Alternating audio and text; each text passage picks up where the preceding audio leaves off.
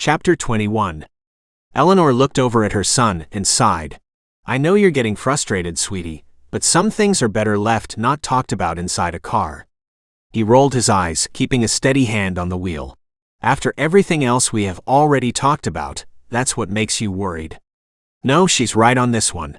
Some topics are best discussed where they can't be scried or picked up by prying ears. We've been playing it entirely too fast and loose up to this point as it is. So, the restaurant then? He suggested. Not right now, but yes, later. His mother agreed. Conversation drifted off with that as the passengers closed their eyes, leaving Jack to stew in his thoughts alone. Up to this point, he hadn't really felt like anybody was deliberately holding anything back from him. It was just a matter of knowledge and him learning it or needing to ask the right questions. Now suddenly, there was a family secret that he needed to wait to learn anything about, and it was frustrating him. A few minutes later, they entered the town limits, and he dropped the speed of the car down as they neared the Lockitcher residence. Chantel and Kaitlyn opened their eyes as the small car jostled from side to side as he pulled into their driveway. Thanks for driving, Jack. I'll see you in the morning sometime, Kaitlyn muttered with a yawn. Her mother grunted in agreement. I'll talk to you later, Eleanor. We need to figure out what we're going to do with this nest and the border still. Eleanor cracked her eyes open a fraction. Later, Chantel, rebuilding the spells for the territory will be draining. No matter how careful I am, or how much energy he gives me. I doubt either of us will be getting up before the afternoon sometime. Remember what I said. Make sure she doesn't go overboard, she told Jack, popping open her door. Just be careful, Eleanor. We've both heard the stories of what happens to people who try and do too much too quickly with their control stones. The door closed behind her with those parting words. Jack kept the car in the driveway until he was sure they were both safely inside the house. Only then did he begin backing up onto the road. Where to? His mother looked up in confusion. Oh, sorry, just take us home. Everything we need can be done from a secret room in the basement. Are you all right, Mom? He asked as he turned the car towards their home. I know that what happened with Chantel tonight brought up a lot of old memories. You never talk about your parents, and I can only assume that whatever happened wasn't pleasant.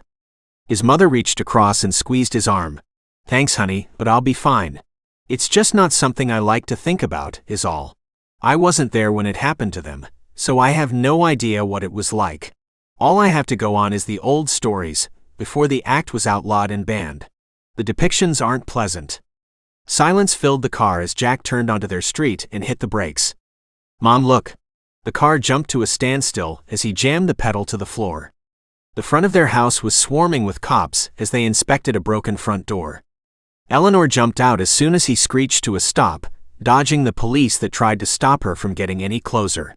Jack was hot on her heels but had less luck with evading the bacon force. Still, he managed to get close enough to see that the front door had been completely demolished. Whoever had done this had really wanted to get inside their house, and it looked like they had succeeded. Jack kicked and shoved his way free from the officers and ducked into the house, their shouts falling on deaf ears.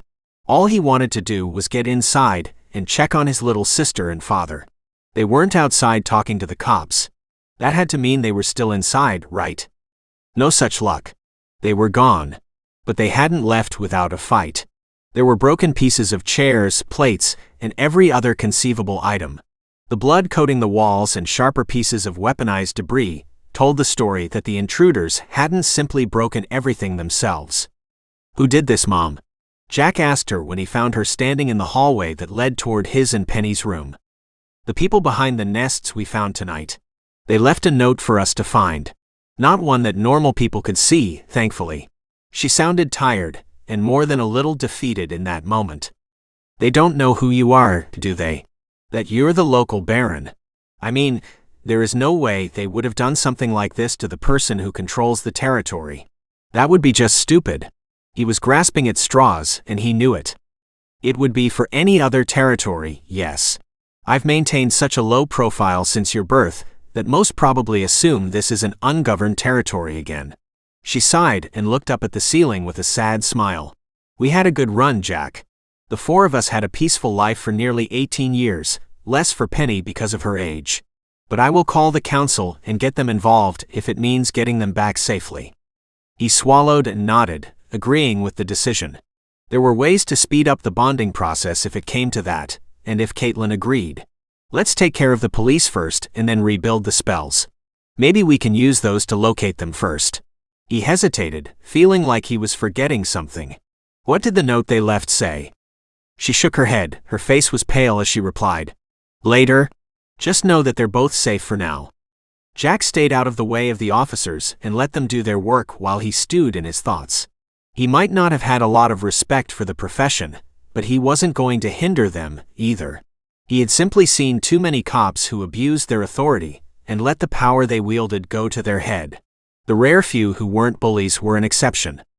It took over an hour for the police to finish the last of their work, and then leave. Honestly, he had expected it to take even longer, considering there were 2 kidnapped people involved. Maybe that had something to do with the grand spell, or was normal. He had no way of knowing. Still, a little while later, his mother pulled him down into the basement with a growl. "Help me open up a path," she ordered, indicating the mess that prevented them from easily getting to a particularly dark corner. She had been carefully picking her way through the last few days as needed while the kids were at school. Before then, it had been mostly ignored for a long time. However, the time for secrets was over and past. It was time to get her territory into working order and find her family. Then, when that had been accomplished, there would be hell to pay. "Mom," Jack interrupted her thought process as he shoved an old box of clothes to the side. "Are you going to tell me what the note said now?" Eleanor threw a box angrily away before responding. "It said that they had your father and Penny, and that nothing would happen to them as long as I stopped destroying the nests or investigating them. That's all. It made no mention of the locatures or me being the Baron, nothing. It was short, to the point, and written in a way that a normal non-mage would look over it. It also made no mention of them being returned to us." Jack's mind went back to what they had been discussing earlier that night. "So, are we leaning more towards dark mages now than the uneducated magic users you were originally thinking were behind this?" She kicked a box, putting her boot through the thin cardboard and cracking into whatever was hidden inside. "I don't know. Dark mages don't typically take hostages, but you're right, the note does imply they're not uneducated. However, all of that was always just my thoughts on the matter in any case. I never had any proof they were one or the other. For all we know, they could be something else entirely." He grunted and pushed aside one last wall of boxes and other crap they had never gotten rid of. "We need to clean up the basement," Jack complained, shining his flashlight on a doorknob that had been hidden behind everything. The door itself blended in with the walls. "This is exactly why we never have," his mother explained. "I needed a decent way to hide this room without straight up banning you and Penny from entering a section of the house. I think we both know how that would have ended up. Besides, a lot of this is stuff I inherited from my parents when they passed." She felt the edge of a random box. "I've never had the heart to look through a few of them till now. I suppose it might be time to change that." Jack took a moment to look inside the box beside him, finding its contents utterly normal. "I'm not going to leave the really odd or dangerous items just lying around where my children could have found them." His mother chuckled weakly as she unlocked the door and walked inside. "Come on, let's get to this. We had to waste enough time because of those dawdling cops as it is." A light flickered on as she entered, showing a room filled with runes inset into the floor, walls, and ceiling. "This is why nobles, specifically nobles in charge of territories, need to know about runes," she said with a wave of her hand. "All of these go into the management and control of their territory, and must be constructed by the mage themselves as a rite of passage. Even when the domain is inherited, the original control rooms are destroyed and must be recreated by the new owner. Otherwise, things don't work quite as well. Because I created this place from scratch, the runes work better for me than they would anyone else, no matter how closely related we might be." In the middle of the room was a pedestal with a large, peculiar marble orb sitting in a fitted depression. "It sounds like they're different from the runes you set up for Kaitlyn's and my training out there," Jack managed to say after several seconds. His mouth suddenly dry. He had no idea something like this had been underneath their house. "The runes are special, yes, but not in the way you are probably thinking. Eleanor shook her head and approached the pedestal. It's because of this, the control stone.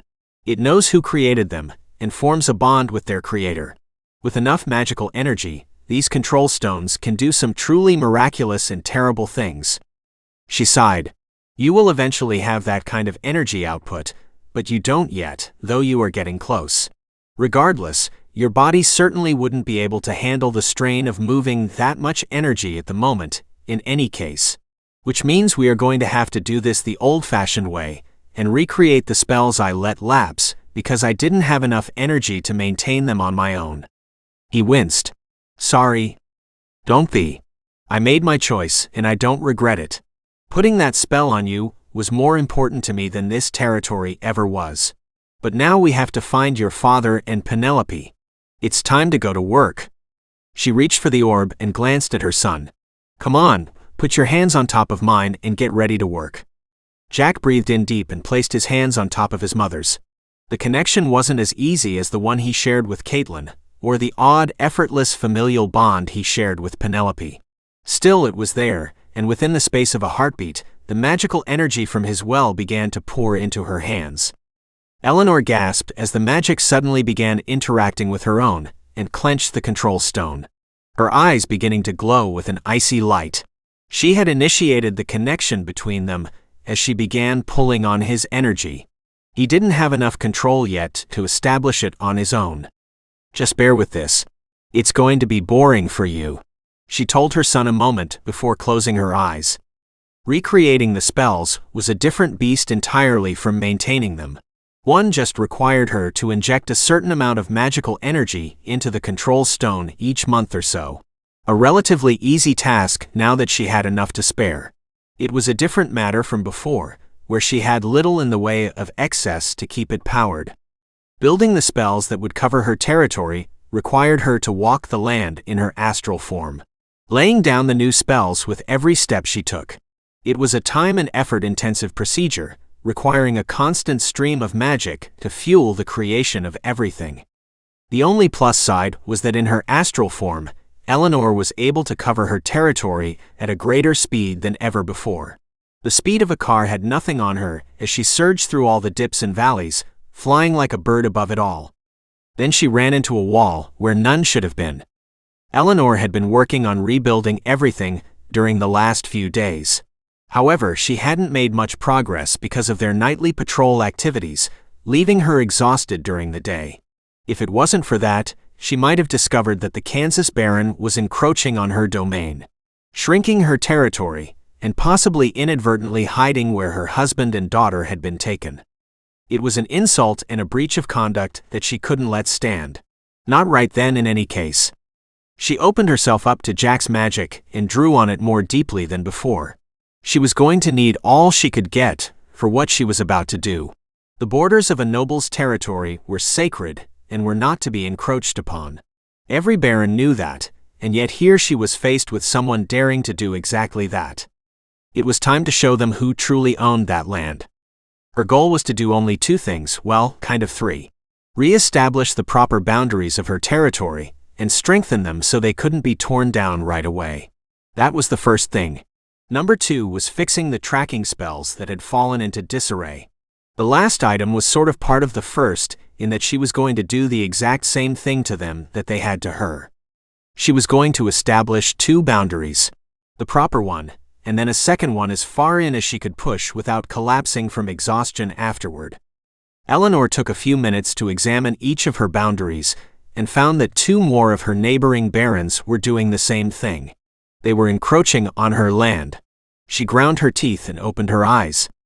Jack, I'm going to need all the energy you can give me. It seems the nobles have been encroaching on my domain, while I wasn't paying attention. He stared blankly at her. What does the size of your domain have to do with finding Dad and Penny? She growled and cracked her neck, fighting for an increasingly difficult-to-find calm. Inside each domain, there are anchor stones. It's what the spells get tied to and decide the size of your domain. The smaller the domain, the fewer anchor stones, and the weaker your spells become.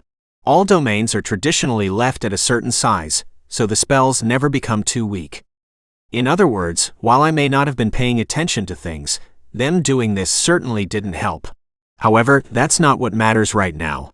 What does is the strength of the spells. I might not be able to find them or do anything, even if I can find them with what I have left. Which is why I need to expand my domain back to what it was, and maybe more. Do you understand? Jack gave her a hesitant nod. Kind of. I got enough to know it's important, and will help us rescue them. Which is good enough for now. You can go over everything with me more later. Alright, good. I just wanted to let you know I was going to be needing your help, is all. Me taking the energy will tire you out more than if you help push it into me. Besides, it's good practice. She closed her eyes again, and grabbed hold of the control stone like she wanted to break it into pieces. Already she could feel him giving her magic to work with, and she was going to use every single drop of it. Just because she had stopped actively using magic didn't mean she had stopped learning. That would have been stupid. Eleanor always knew that the day would come when she would need to fight for her son's safety against the council. It was a given as soon as she knew what he was. So she had kept learning, studying every spell and rune she could get her hands on. Even if she couldn't use them at the time due to her lack of power, she could still train and practice. Which she did, constantly. Now, it was time to turn all that theory and knowledge into something real. She slowly pushed each baron back, one anchor stone at a time, reclaiming them and tying them back to her domain. When she reached the proper boundary, she reinforced the spells, ensuring something like this wouldn't happen again. It was a magic-intensive affair to take someone else's anchor stones. They most likely only dared to do it because she had been neglecting them. It didn't make it right, but it was somewhat understandable. However, that didn't mean she was going to let the matter rest, not by any stretch of the imagination. She continued to push into their territory, taking an equal number of anchor stones plus one more. It was petty, sure, but at the moment she didn't really care. Finally, with that matter taken care of, and after making sure they couldn't be easily taken back, she began on the territory spells for tracking. Retaking her domain and then expanding it had been a delay of maybe an hour or so, thanks to her son's help. The expansion had taken only a few extra minutes, so while it felt like forever to her, the delay hadn't been that long at all. Dealing with the police had taken longer than this had,